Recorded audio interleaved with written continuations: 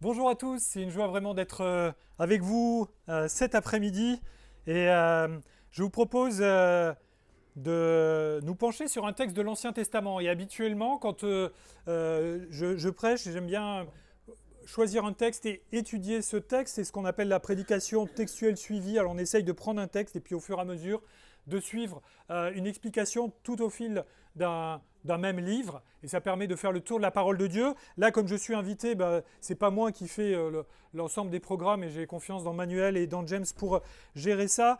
Et là, ce que je vous propose, c'est un petit exercice qui est un petit peu différent de ce que je fais d'habitude. D'habitude, on part d'un texte et on va juste essayer de voir ce qu'il y a dans le texte. Et là, on va essayer de comparer deux textes parce que ça correspond à la pédagogie d'un livre de l'Ancien Testament, un livre qui est très long et qui avant était en une seule partie et qui, pour des commodités éditoriales, a été séparé en deux livres. Je parle de 1 et 2 Samuel.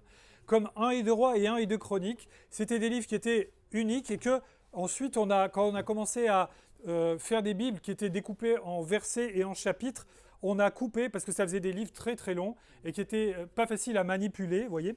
Mais à l'origine, Samuel, c'était un seul livre, Roi, c'était un seul livre, et Chronique, c'était un seul livre. Et c'est les livres historiques qui sont au centre de l'Ancien Testament et qui racontent, qui font un survol de l'histoire du peuple d'Israël.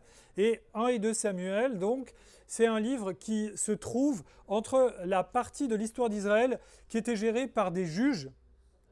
Au moment où la terre promise a été conquise par Josué et le peuple d'Israël, eh bien, ce qui s'est mis en place, c'est un système où chaque tribu avait son territoire et les gens qui devaient conduire le peuple de Dieu dans le respect de la parole de Dieu. Et à l'époque, la parole de Dieu, c'était juste les 5 livres écrits par Moïse, ce que les Juifs appellent la Torah, que nous on appelle le Pentateuque.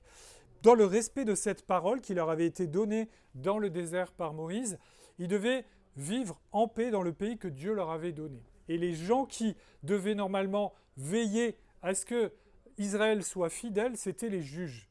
Mais en fait, Israël a été infidèle parce que le cœur de l'homme est méchant et tortueux par-dessus tout, nous dit la Bible, et que ce n'est pas parce qu'on est dans le peuple d'Israël ou qu'on est chrétien que naturellement on fait les choses qui sont agréables à Dieu. On a besoin d'être enseigné, de s'humilier, de demander pardon.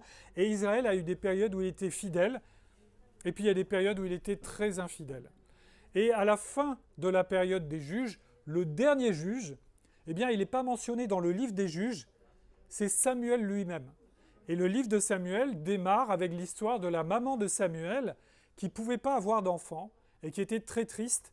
Elle avait un mari qui avait 2 femmes, elle et une autre femme. L'autre femme avait beaucoup d'enfants, elle n'en avait pas. Et Anne, la maman de Samuel, a crié à Dieu pour qu'il l'exauce et qu'il lui donne un enfant. Et Dieu a exaucé sa prière et il lui a donné un enfant qui allait devenir un très grand prophète et qui va faire la transition historique entre la période des juges de l'Ancien Testament dont je viens de vous parler et la période des rois.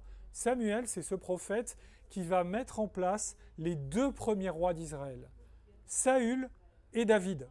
Tous les deux, ils ont été évidemment choisis par Dieu, mais c'est Samuel qui a versé sur leur tête de l'huile pour dire Dieu te désigne comme roi sur son peuple.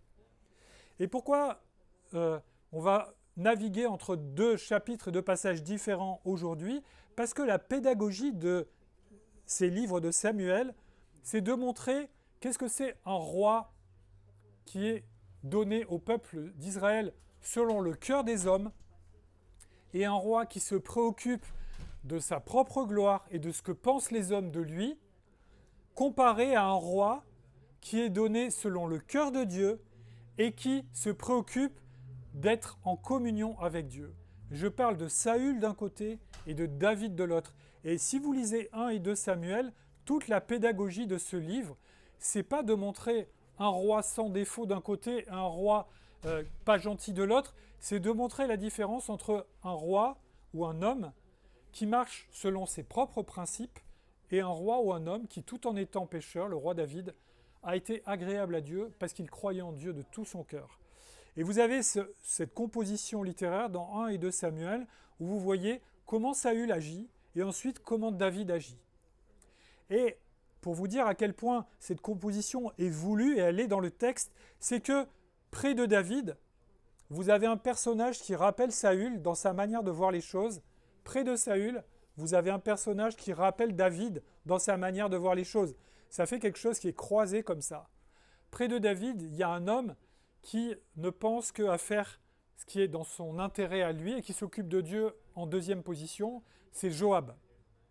Près de Saül, il y a un homme qui se préoccupe de la volonté de Dieu, même si c'est à son détriment, et c'est Jonathan, le fils de Saül, qui va être le meilleur ami de David. Et vous voyez, ça fait une sorte de croisement comme ça, un roi plutôt infidèle, qui va finir par être rejeté par Dieu, remplacé par un roi fidèle, qui est la référence des rois d'Israël. Et près du roi infidèle, il y a un prince qui va être agréable à Dieu, et un général qui va être en révolte contre Dieu près du roi fidèle. Il y a cette composition qui est vraiment voulue par le Saint-Esprit et qui souligne ce thème fidélité, infidélité dans tout le livre. C'est vraiment intéressant de le voir comme ça. Et cet après-midi, je vous propose de voir, eh bien, pour que ce soit bien clair et que ce soit clair pour nous aussi, vous allez me dire, ces histoires de l'Ancien Testament, à quoi ça nous sert aujourd'hui? La Bible, elle ne dit pas que les enfants de Dieu sont des gens qui n'ont pas de problème avec le péché. Nous avons tous un problème avec le péché. La différence, c'est que les chrétiens savent qu'ils ont un problème avec le péché et qu'ils se sont tournés vers celui, qu'ils ont été touchés par la grâce de celui qui peut résoudre ce problème. Alors que les autres essayent de se débrouiller avec leur péché ou de nier qu'il y a un péché. Alors, on va essayer de comparer dans une situation où Saül et David ont été désobéissants contre Dieu, tous les deux. Comment réagit Saül? Comment réagit David? Je vous propose de lire, alors c'est facile, dans 1 et 2 Samuel, ceux qui ont séparé le texte après, 1 Samuel, c'est d'abord, il y a l'histoire de Samuel, mais ensuite c'est juste le règne de Saül, et 2 Samuel, c'est le règne de David. Donc si vous dites, je ne me rappelle plus, quelque chose qui se trouve dans l'histoire du règne de David, c'est forcément 2 Samuel, et dans l'histoire du règne de Saül, c'est forcément 1 Samuel. Donc on va lire en parallèle 2 histoires par petits morceaux. D'abord 1 Samuel chapitre 15.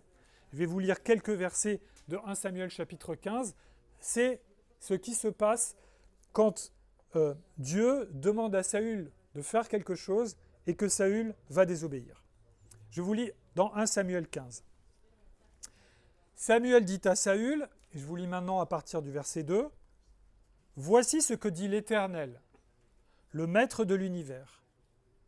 Je me souviens de ce que les Amalécites ont fait à Israël lorsqu'ils lui ont barré le chemin à sa sortie d'Égypte. Va, maintenant, frapper les Amalécites, vouer à la destruction tout ce qui leur appartient.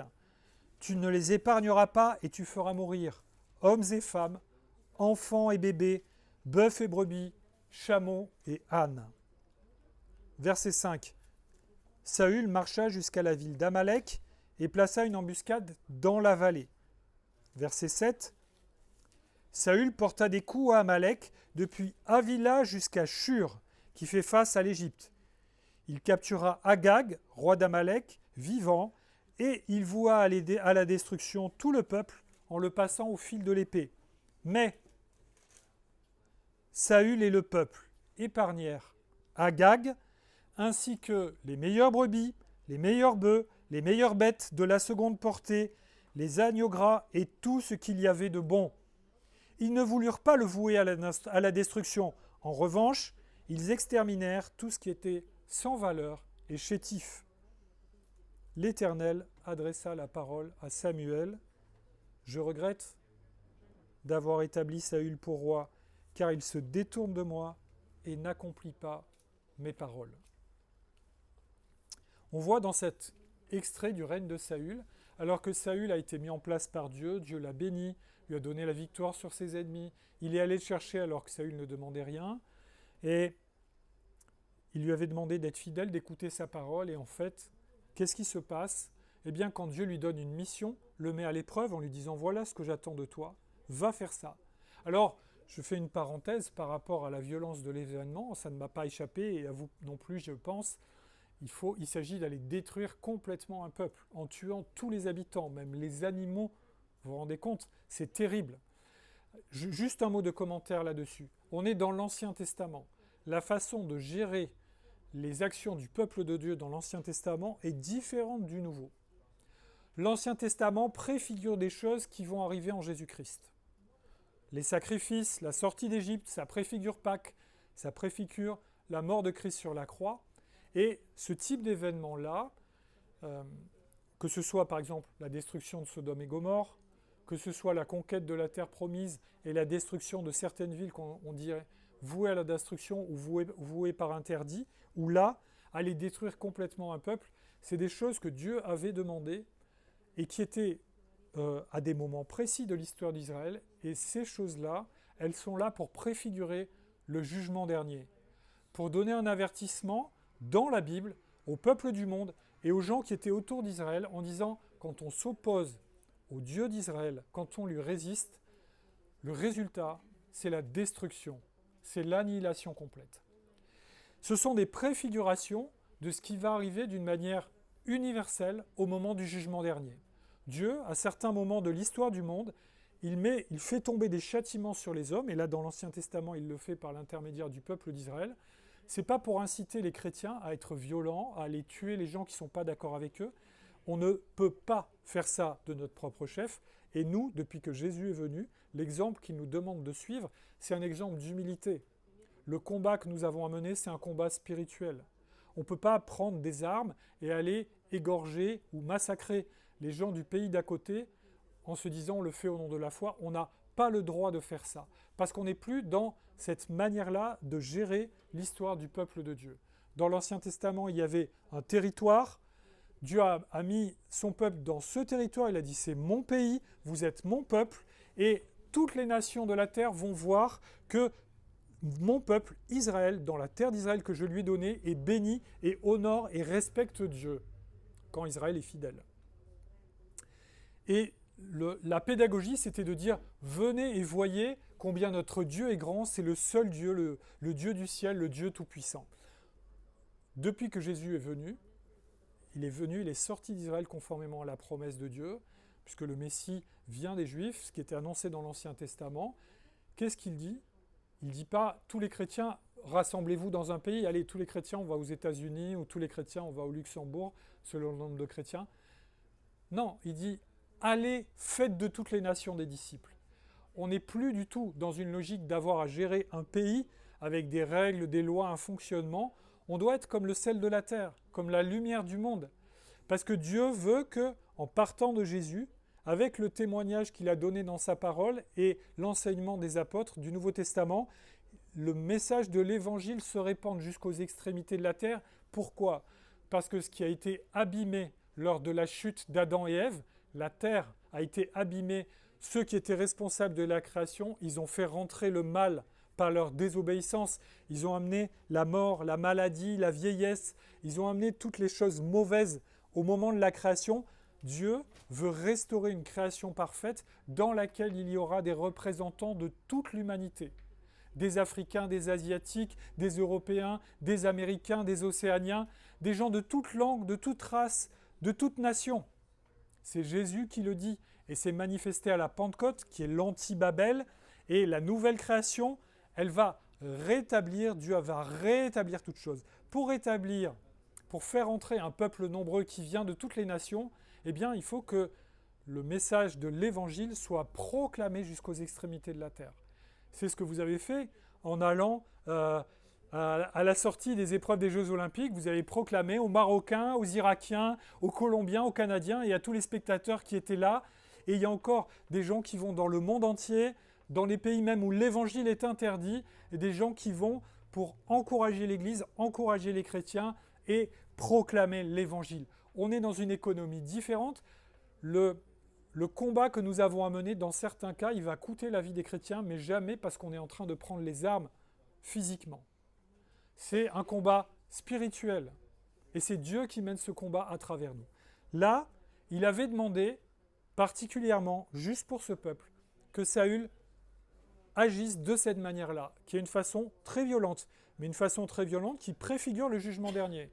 Le jugement dernier, c'est quelque chose qui sera aussi très violent. Mais ce n'est pas nous qui allons le faire, le jugement dernier.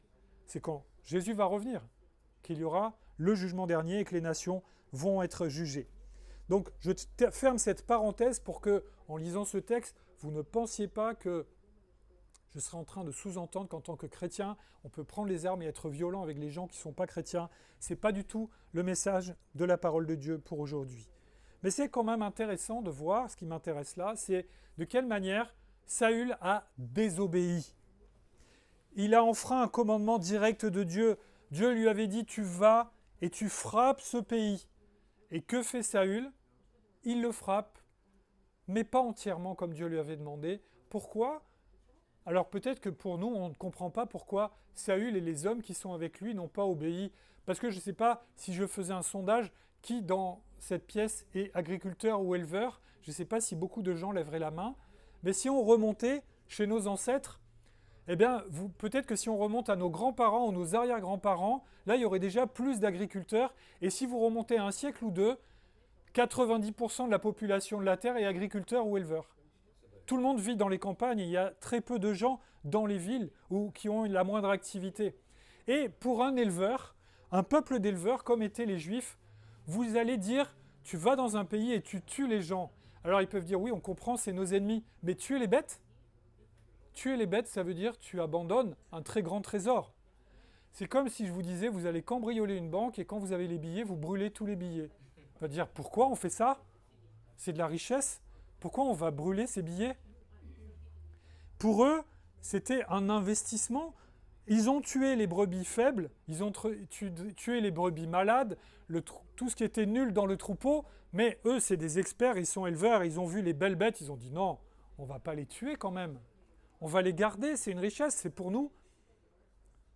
Il y a des cas où Dieu avait dit, quand vous allez conquérir une terre, vous pouvez garder les richesses pour vous, mais dans ce cas, comme par exemple si vous vous rappelez de l'histoire de Jéricho, il fallait rien prendre, même pas une pièce, rien dans la ville, tout devait être détruit. Israël n'a pas obéi, Saül n'a pas obéi. Maintenant, on va aller voir un exemple de désobéissance dans le règne de David. On va dans 2 Samuel, donc 2 Samuel, c'est la deuxième partie de Samuel, au chapitre 11. Je vais vous lire juste quelques versets. 2 Samuel, au chapitre 11. C'est le roi David qui est au sommet de son règne. Il est à Jérusalem, il règne, il a gagné tous ses ennemis, il a une armée puissante, il est riche comme aucun roi avant lui, beaucoup mieux que Saül. Il est en sécurité. Et pendant que son armée fait la guerre, lui, il se repose dans son palais. Et voilà ce qui se passe. 2 Samuel 11, je vous lis à partir du verset 2. Un soir, David se leva de son lit. Comme il se promenait sur le toit du palais royal, il aperçut de là une femme qui se baignait, qui était très belle. David fit demander qui était cette femme, et on lui dit, n'est-ce pas Bathsheba, fille d'Éliam et femme d'Uri le Hittite? David envoya alors des messagers la chercher. Elle vint vers lui et il coucha avec elle, alors qu'elle venait de se purifier après ses règles. Puis elle retourna chez elle. Cette femme tomba enceinte et elle fit dire à David, « Je suis enceinte. » Verset 14, David écrivit une lettre à Joab et il la fit parvenir par l'intermédiaire de Uri. Je vais vous expliquer. Il écrivit dans cette lettre, « Placez Uri au plus fort du combat, puis reculez derrière lui afin qu'il soit frappé et meure. » Que fait David? David convoite une femme qui n'est pas la sienne. Et comme il est roi tout-puissant, vous savez, nous on n'a pas l'habitude des rois. Des fois en République il y a des choses qui sont injustes. Mais dans une monarchie, quand vous avez un roi, le roi il peut à peu près faire tout ce qu'il veut. Personne n'a le droit de lui dire quoi que ce soit. Alors David normalement devait obéir à Dieu. Mais là, il se trouve que au lieu de réfléchir en disant « est-ce que ce que je fais est bien ?», il suit son désir et il voit une femme qui ne lui appartient pas et il l'envoie chercher par ses soldats et il couche avec elle. Cette femme tombe enceinte. Cette femme, c'est la femme d'un des très bons guerriers de David, Uri, qui est d'origine étrangère, un Hittite ou un Héthien. Et en fait, quand David, on n'a pas lu ce paragraphe, je vous le résume, quand David apprend que Bathsheba est tombée enceinte, après avoir couché avec elle, qu'est-ce qu'il fait? Il fait rappeler le mari de cette femme et lui dire, tiens, parce qu'il était, en fait, Uri était en train de mener le combat à la guerre avec le reste de l'armée, il lui dit, rentre chez toi ce soir et demain tu repartiras apporter un message. Mais Uri n'accepte pas de faire ça. Parce qu'il dit comment? Mes camarades sont en train de se battre et moi j'irai tranquillement chez moi, profiter de ma femme? Non. Et Uri, il dort à la porte avec les autres soldats. Et vous voyez que ça contrarie le plan de David, parce que David se dit, bah elle est enceinte, mais si son mari couche avec elle, on pourra dire que l'enfant est de lui. Mais là, il ne va pas pouvoir dire ça. Et qu'est-ce qu'il fait David? Au lieu de se repentir de son péché, il va plus loin encore dans son mal, dans la méchanceté. Il dit, je vais faire porter un message, donc regardez comme c'est pervers. Cet homme, qui est un soldat fidèle de David, il lui fait porter un message, et dans ce message, qui est cacheté, qui est secret pour le chef de l'armée, Joab, il est dit, cet homme qui porte le message, vous allez le mettre à l'avant du combat et vous allez vous retirer et il va être frappé par les ennemis, il va mourir. Après avoir commis un adultère, David, il programme et il projette un meurtre, un assassinat. 2 péchés super graves. Je ne sais pas si les 2 désobéissances sont graves, mais on pourrait presque dire que David, le roi selon le cœur de Dieu, a quand même commis un péché très grave, peut-être plus grave encore que celui de Saül. Il a enfreint 3 commandements. Commandement contre l'adultère, commandement contre le meurtre, commandement aussi contre la convoitise. Tu ne convoites rien de ce qui appartient à ton prochain. Cette femme n'était pas disponible. David n'avait pas le droit de coucher avec elle. Tout comme Saül, David a cherché à suivre son désir et son intérêt au lieu d'obéir à la parole de Dieu. Le premier enseignement qu'on a à tirer de cela, en dehors du fait que c'est mal et qu'il va y avoir des conséquences pour l'un comme pour l'autre, c'est que c'est pas qu'on soit chrétien ou non chrétien qui fait qu'on ne pêche pas. J'aimerais bien vous dire, depuis que je suis converti et que je suis enfant de Dieu, je n'ai jamais péché, mais ce serait un mensonge. Le seul être humain qui sur terre n'a jamais péché de toute sa vie, c'est Jésus-Christ. Tous les autres, même les enfants de Dieu, sont abîmés par le péché, en tout cas tiraillés par lui.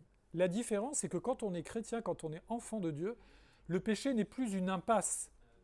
Ce n'est plus une fatalité qui nous conduit à l'enfer. On lutte contre ce péché, on doit demander pardon, et on va voir que David va demander pardon d'une façon qui est agréable à Dieu, et que c'est la différence justement avec Saül. Mais on continue d'être tiraillé par notre péché, et tant qu'on est chrétien, on est à la fois pécheur et justifié. C'est une expression d'un réformateur qui s'appelle Luther, peccator simul justus. C'est une formule théologique pour dire, une fois qu'on est né de nouveau et qu'on est enfant de Dieu, on est à la fois justifié, c'est-à-dire que je ne vais pas aller en enfer, c'est sûr, je suis sauvé. Mais tant que je suis dans cette vie, je dois continuer de lutter contre ce qu'on appelle le péché rémanent. Cette partie du péché qui reste attachée à notre caractère, à nos défauts, et avec lequel on va devoir batailler. Qu'est-ce que c'est, ce péché qui peut vous tirailler? C'est celui qui correspond à vos caractères. Est-ce que vous êtes plutôt médisant, colérique, orgueilleux? Vous convoitez les choses, vous êtes jaloux, vous êtes méchant, quels sont les défauts qui sont dans votre cœur? Si vous êtes chrétien, vous continuez à avoir à lutter contre ces défauts. Ils ne sont plus une fatalité, mais ils peuvent vous empêcher de marcher avec le Seigneur si régulièrement vous ne vous confessez pas et vous ne vous laissez pas transformer pour que ces défauts prennent de moins en moins de place. C'est ça le combat de la vie chrétienne. Et je pense qu'une question qui se pose pour nous, sur la base de ces 2 récits, c'est quels sont les péchés qui, dans votre vie, dans la mienne, nous font placer notre volonté au-dessus de l'obéissance de Dieu. Parce que Saül, comme David, Dieu leur avait donné des commandements et tous les 2, ils ont désobéi. Et peut-être vous dites, moi je désobéis jamais à Dieu. Dans ce cas, demandez à vos amis ou à votre femme et ils vont vite vous détromper. Quels sont vos défauts? Dans quel domaine vous avez tendance à désobéir à Dieu? Peut-être on se dit, c'est pas si grave. On va voir, c'est une partie de l'excuse de Saül quand il est confronté à son péché. Lui, il trouve que son péché n'est pas si grave. Vous savez, notre péché, on trouve qu'il n'est pas très grave. Le péché qui nous embête, c'est celui des autres. Les autres, ils commettent des péchés graves. Mais nous, notre péché nous va bien finalement. Presque même des fois, on aime bien notre propre péché. Ça nous rend malheureux, ça nous fait du mal, mais on aime bien. Si on aime dire du mal, ça nous fait plaisir de dire du mal. Si on aime être orgueilleux, ça nous fait plaisir de se trouver supérieur aux autres. Si on aime mentir, ça nous fait plaisir de mentir, etc. Dans quel domaine de votre vie votre péché vous pousse à désobéir à Dieu? C'est ça qu'il faut régler. C'est ça que le Seigneur veut que vous régliez dans votre vie. On ne vous demande pas de régler le péché de votre voisin, de votre collègue. Ce qu'on vous demande de régler, ce que le Seigneur attend de vous, c'est de régler le péché qui est dans votre cœur, dans votre vie, celui qui gêne votre communion avec Jésus-Christ. Satan ne peut pas nous enlever la vie éternelle. Il ne peut pas nous faire mourir. Il ne peut pas nous enlever l'amour de Dieu. Mais il peut mettre dans nos vies des choses qui nous découragent et qui nous découragent d'être chrétiens en laissant exprimer notre péché qui va mettre une ombre entre Dieu et nous. Le Seigneur nous aime encore, mais nous, on n'est plus en situation de marcher avec lui parce qu'on a laissé s'installer un péché qui est là et qui peu à peu pollue notre vie et notre vie chrétienne. Comme Saül. Alors maintenant, quelles sont les réactions? Parce que Dieu va confronter Saül et il va confronter David suite à leur désobéissance. Alors je vous propose de revenir dans 1 Samuel 15 et on va lire à partir du verset 13 la suite de l'histoire pour Saül. Donc Saül, vous vous rappelez, il devait conquérir ce pays, tout tuer, et ils ont gardé que les meilleurs troupeaux. Ils n'ont pas tué le roi, alors que Dieu avait dit qu'il fallait tuer tout le monde, y compris le roi. Verset 13. Samuel, donc, le prophète dont on a parlé tout à l'heure, qui a écrit les livres, les débuts en tout cas, et l'histoire est au début des livres de Samuel. Samuel se rendit vers Saül, et Saül lui dit « Sois béni de l'Éternel, j'ai accompli la parole de l'Éternel. » Samuel dit « Qu'est-ce donc ce bêlement de brebis qui parvient à mes oreilles et ce mugissement de bœuf que j'entends ?» Saül répondit « Ils, les autres, ils les ont amenés de chez les Amalécites parce que le peuple a épargné les meilleures brebis et les meilleurs bœufs afin de les offrir en sacrifice à l'Éternel ton Dieu. Le reste, nous l'avons voué à la destruction. » Un peu plus loin, au verset 19, Samuel dit « Pourquoi n'as-tu pas écouté l'Éternel? Pourquoi t'es-tu jeté sur le butin et as-tu fait ce qu'il désapprouve ?» Saül répondit à Samuel « J'ai écouté l'Éternel et j'ai suivi la voie où il m'envoyait. J'ai ramené Agag, le roi d'Amalek, j'ai voué les Amalécites à la destruction. Mais le peuple a pris sur le butin les meilleures brebis, les meilleurs bœufs qui devaient être consacrés afin de les offrir en sacrifice à l'Éternel, ton Dieu, à Gilgal. » Verset 24. Alors Saül dit à Samuel « J'ai péché, enfin, j'ai péché, car j'ai enfreint l'ordre de l'Éternel et tes paroles. J'ai eu peur du peuple et je l'ai écouté. Maintenant, je t'en prie, pardonne mon péché, reviens avec moi et j'adorerai l'Éternel. » Et la raison pour laquelle Saül veut que Samuel reste, au verset 30, Samuel répéta « J'ai péché, maintenant. Honore-moi devant les anciens de mon peuple et devant Israël. Reviens avec moi et j'adorerai l'Éternel ton Dieu. » Qu'est-ce qui se passe? Samuel vient démasquer la désobéissance de Saül. Que fait Saül? Il négocie. Il négocie la gravité de son péché. C'est pas moi, c'est les autres. Ah bon, mais c'est qui le roi? C'est pas toi qui décides de ce que fait l'armée? C'est les autres, ils ont gardé les meilleures brebis. Ensuite, on a gardé les meilleures brebis pour les offrir en sacrifice. Oui, mais tu as désobéi. Un sacrifice avec quelque chose qui est le fruit d'une désobéissance, comment ça peut être agréable à Dieu? Et en fait, Saül, il essaye d'expliquer à Samuel, mon péché n'est pas si grave. Sois loué, sois gloire à toi, on a bien obéi à tout ce que Dieu nous avait dit. Non, tu n'as pas obéi. Dieu t'avait dit, tu tues tout le monde, tu as gardé les meilleures bêtes du troupeau. Tu n'as pas obéi, tu as désobéi. Saül essaye de négocier avec l'interpellation pour démontrer qu'il n'a pas vraiment péché contre Dieu.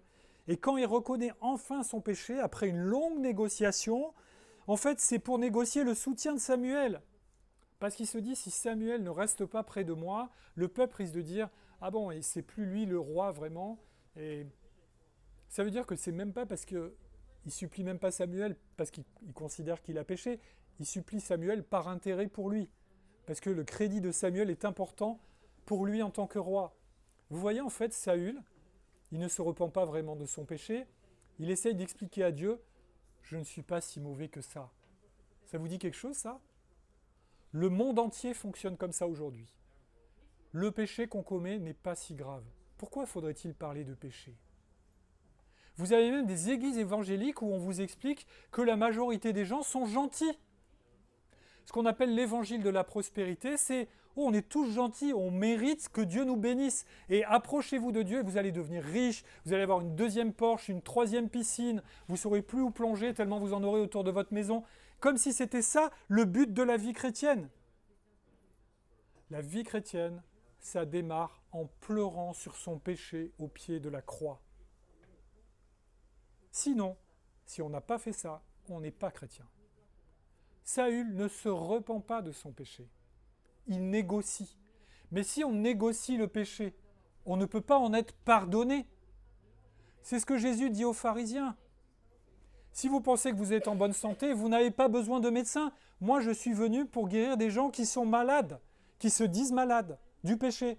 Si vous pensez que vous êtes en bonne santé, vous n'avez pas besoin d'être guéri. Est-ce que parfois, nous aussi, nous n'essayons pas, en tant que chrétiens, de négocier la gravité de notre péché au lieu de nous repentir sincèrement pour le confesser sans réserve? Dieu ne vous débarrassera pas d'un péché dans votre vie si vous considérez que ce péché n'est pas si grave. Oui, j'ai un peu menti, j'ai un peu été malhonnête, j'ai un peu cherché mon intérêt, mais franchement, c'est pas si grave. Vous connaissez ça quand on essaye de proclamer l'évangile en disant aux gens, il faut vous repentir de vos fautes, de votre péché. Une personne sur deux vous dit, mais j'ai pas tué, j'ai pas volé, je suis pas plus mauvais qu'un autre. T'es pas plus mauvais qu'un autre, mais sauf qu'au moment du jugement dernier, tu vas pas être comparé avec Hitler, ni avec Staline. Tu vas être comparé avec Jésus. Est-ce que tu es au niveau de Jésus? Certainement pas. Donc dépêche-toi de te repentir de ton péché tant qu'il est temps. Notre péché, c'est ce qu'il y a de plus grave que nous ayons à régler. C'est pour ça que Jésus dit, au lieu de vous occuper de la paille dans l'œil de votre voisin, enlevez la poutre qui est dans votre œil.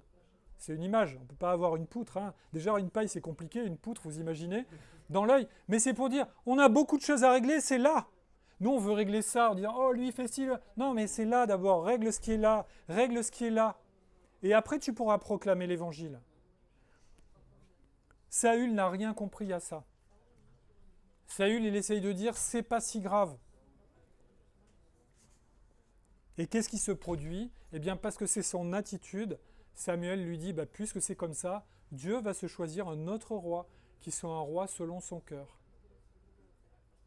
Qui soit un roi qui se préoccupe d'obéir à Dieu et de lui être soumis.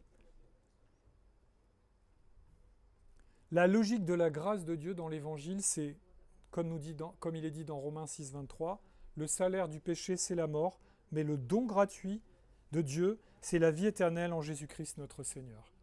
Le salaire du péché, c'est la mort, ça c'est la mauvaise nouvelle. La bonne nouvelle, c'est que on est sauvé au moyen de la foi, par la grâce de Dieu, sans mériter. Vous et moi, on n'a rien fait pour mériter d'aller au ciel. Christ a tout accompli sur la croix à notre place. Mais regardez comme notre péché est grave pour que ça ait nécessité la mort du Fils de Dieu. Ne négocions pas notre péché, pleurons. C'est une tristesse qui sera à salut pour chacun d'entre nous, parce que la tristesse qui nous fait pleurer sur notre péché, ce n'est pas une tristesse qui conduit à la mort. Tant que j'essaye de négocier la gravité de mon péché, je fais obstacle à la grâce de Dieu. Soit que la personne soit non-croyante et endurcie dans son péché, soit qu'elle soit un chrétien infidèle qui risque de mettre sa vie chrétienne et sa sanctification en pause, en disant « Oh bon, vous connaissez cette horrible expression, je ne sais pas si elle existe en anglais et en russe, « mon péché mignon ». Un péché mignon. En France, ça veut dire c'est quelque chose qui n'est pas très bien, mais qu'on aime bien faire parce que c'est pas si grave. Des fois, on dit ça à propos d'un gâteau en chocolat, ou si vous êtes gourmand, mon péché mignon, c'est la tarte aux fraises ou je ne sais pas quoi. Hein, voilà. Et c'est très amusant de dire ça, mais d'après la parole de Dieu, ça n'existe pas un péché mignon. Tous les péchés sont horribles. Le péché, c'est le contraire de la volonté de Dieu. Il n'y a pas de péché qui soit mignon.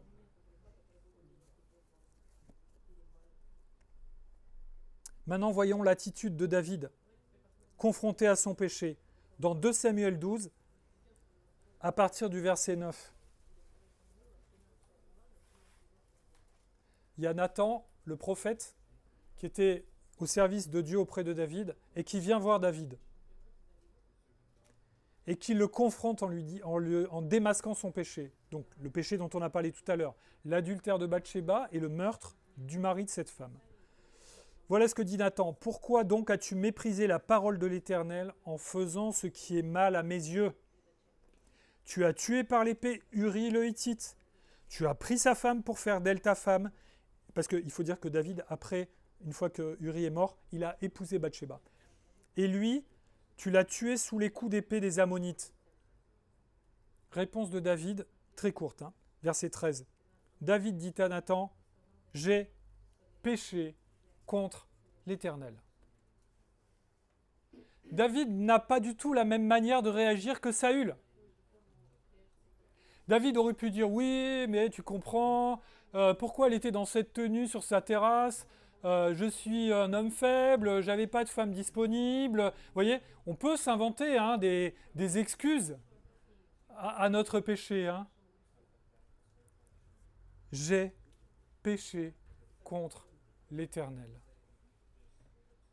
David ne négocie pas une seconde. Pourtant, il est allé loin dans le péché. Il était aveuglé par son péché. Il a suivi son désir. C'était mal. Il a fait des choses qui sont très graves. Normalement, d'après la Torah, il aurait dû être lapidé. Déjà pour l'adultère, encore plus pour le meurtre. J'ai péché contre l'Éternel. David confesse immédiatement son péché dès qu'il est interpellé. Alors on pourrait se dire, c'est un peu court. Alors bon, j'ai péché contre l'Éternel, et puis vas-y, continue. Vous allez voir, David va devoir subir les conséquences de son péché. Néanmoins, on en est encore à l'attitude de David par rapport à cette confrontation. Il ne s'est pas contenté de dire « j'ai péché contre l'Éternel ». Vous savez ce qu'il a fait ? David, c'était un compositeur de cantiques. Dans les psaumes, la plupart des cantiques, plus de la moitié des psaumes, des 150 psaumes, ils ont été écrits par David. Il a écrit tout un cantique, le psaume 51, qui parle de son péché dans cette situation-là. Et ce cantique, les cantiques, c'était des chants qui étaient chantés par le peuple au moment du culte, au moment de l'adoration. Donc vous imaginez ensuite, Israël, il a chanté ce cantique qui parlait du péché de David. Et c'est David l'auteur.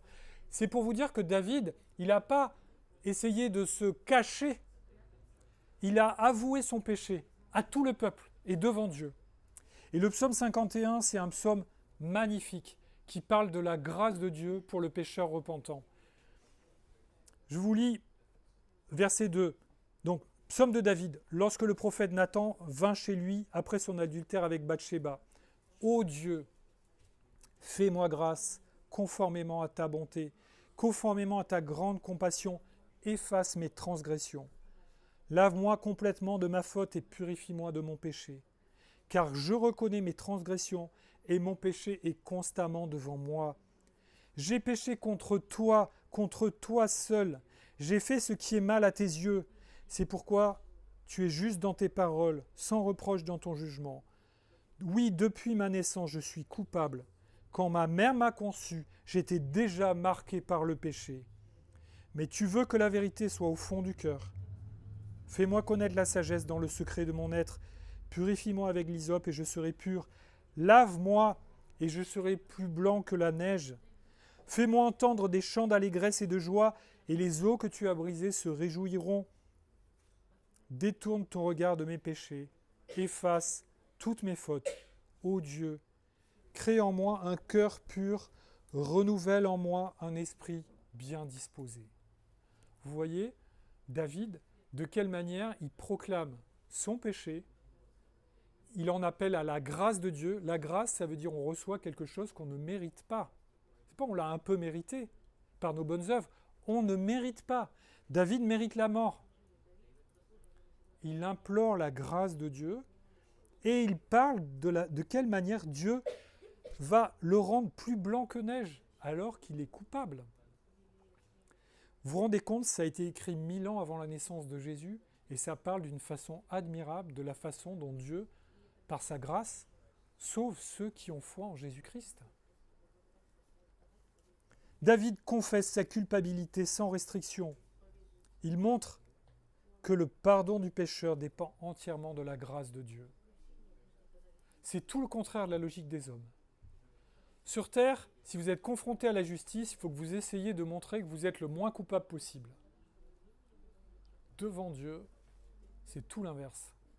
Il faut confesser. Il ne faut pas inventer des fautes qu'on n'a pas faites, mais on n'a pas besoin d'en inventer, on en a déjà tellement commises. Il suffit juste de confesser celles qu'on a commises. Je crois que, en tant que pasteur, ça m'est arrivé de le rencontrer, et aussi dans ma propre vie parfois. On peut être chrétien et bloquer dans notre vie une confession ou une repentance que Dieu attend de nous par rapport à un péché, par rapport à une habitude, par rapport à quelque chose qui n'est pas agréable à Dieu, dont peut-être on n'arrive pas à s'en débarrasser, peut-être on trouve que c'est un péché mignon qui n'est pas si grave.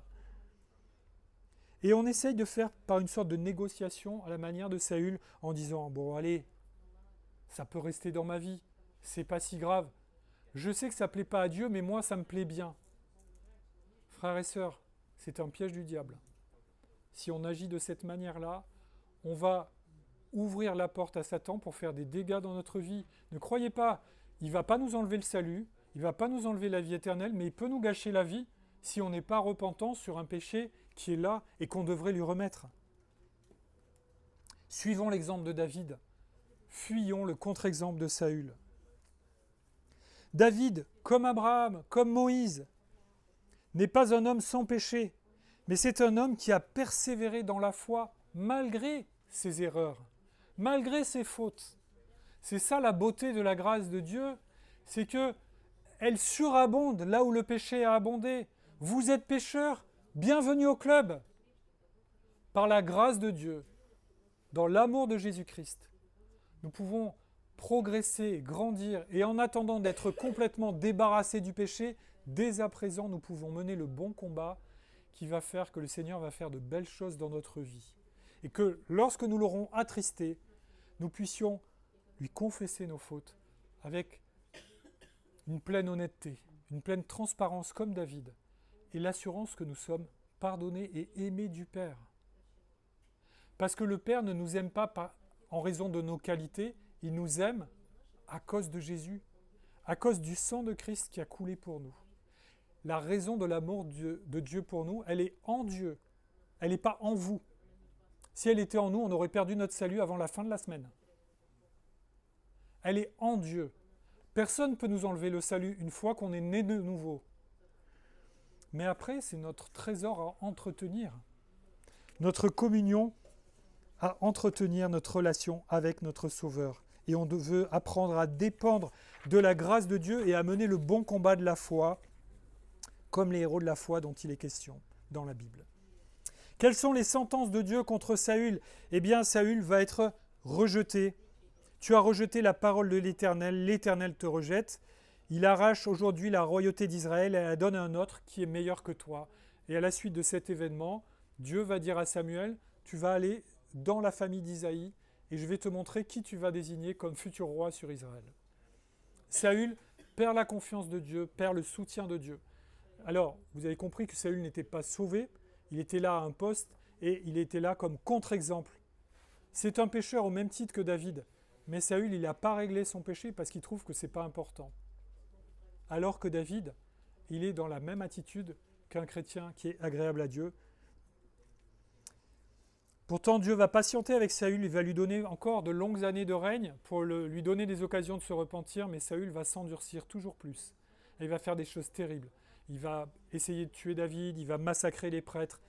Il y a tellement de choses. Je vous encourage à lire ces 2 livres, ils sont formidables, ils sont pleins d'enseignements.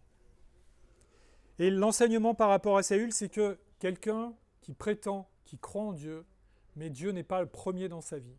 Si Jésus n'est pas au centre de notre vie, si nous n'aimons pas Jésus plus que tous les autres et que tout le reste et que nous-mêmes, nous ne sommes pas réellement enfants de Dieu.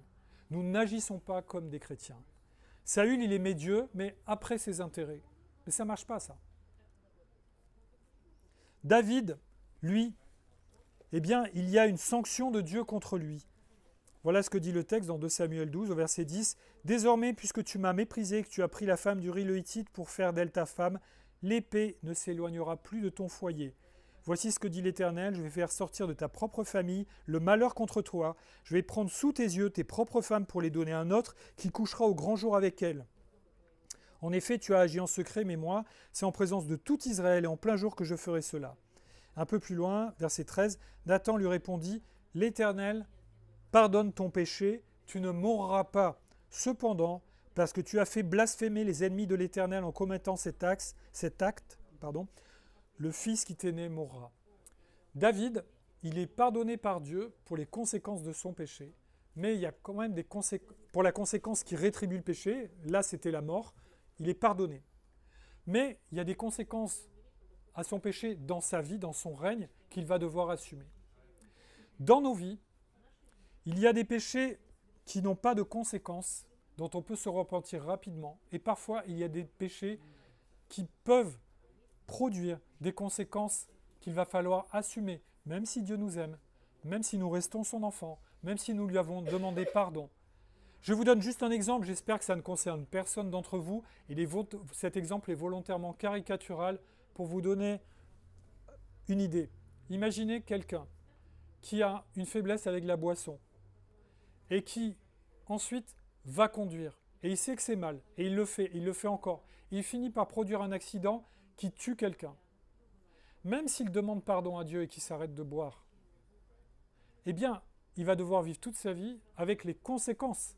Peut-être aller en prison, peut-être devant la justice des hommes, et c'est normal. Et il y a certains péchés, moi, il y a certaines fois, je me suis éloigné de Dieu dans ma vie, ça m'a pris 1 an pour demander pardon. Pas parce que Dieu a mis 1 an à me pardonner, mais parce que dans mon cœur, dans ma vie, s'étaient installées des choses qui étaient tellement contre la foi que pour faire le ménage, ça m'a pris 1 an. Il y a des péchés dans nos vies qui ont des conséquences. Ne vous découragez pas, c'est normal, faites comme David. Mais parfois, il y a des péchés le souvenir de ce péché peut vous blesser, vous torturer pendant longtemps dans votre vie. N'en déduisez pas que Dieu ne vous aime pas, mais le péché produit des choses qui sont mauvaises. Mauvaises pour les autres et mauvaises pour ceux qui commettent ces choses-là. Et c'est pour ça qu'on a besoin d'en être délivré. Ce qui est rassurant, c'est que David a composé ce psaume 51, que ça proclame la grâce qui va être au centre de l'évangile de Jésus-Christ, et que David, il est pardonné, même si durant sa vie terrestre, il va devoir assumer les conséquences de son péché. Si vous lisez l'histoire du règne de David, en fait, tout ce que lui a fait dans cette histoire, ça va lui être fait. Un de ses fils, Absalom, va se révolter contre lui, il va faire un coup d'État, il va prendre le palais, et il va coucher avec une partie des femmes de son père, et David va devoir se sauver avec une partie de ses guerriers. Alors après, Dieu va restaurer David, mais malgré tout, vous voyez, c'est une des conséquences que Dieu a permises dans la vie de David. Et aussi, David a donné un très mauvais exemple à ses enfants.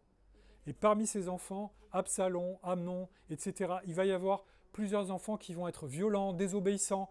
Il y a même un des fils de David qui va violer sa demi-sœur. Et on pourrait dire c'est très mal, mais il a suivi l'exemple de son père. Son père avait pris une femme qui n'était pas à lui. Et vous voyez, quand on est parent, on donne aussi un exemple à nos enfants. Je ne dis pas ça pour vous dire qu'on est à certains moments dans une impasse. Avec Dieu, on peut surmonter tout et on doit confesser nos fautes et notre péché. Mais parfois, nos péchés ont des conséquences dans nos vies et dans celles des autres. Sachons les remettre à Dieu. Et j'aime beaucoup ces versets dans Hébreux 12, 5 à 6. « Mon fils, ne méprise pas la correction du Seigneur et ne perds pas courage lorsqu'il te repent. En effet, le Seigneur corrige celui qu'il aime et il punit tous ceux qu'il reconnaît comme ses fils. » Si le Seigneur de temps en temps nous envoie des épreuves en rapport avec notre péché, c'est pas qu'il ne nous aime plus et qu'il veut nous détruire, c'est qu'il veut nous emmener à la repentance et nous corriger. Je ne suis pas en train de dire que toutes les épreuves de votre vie sont une correction.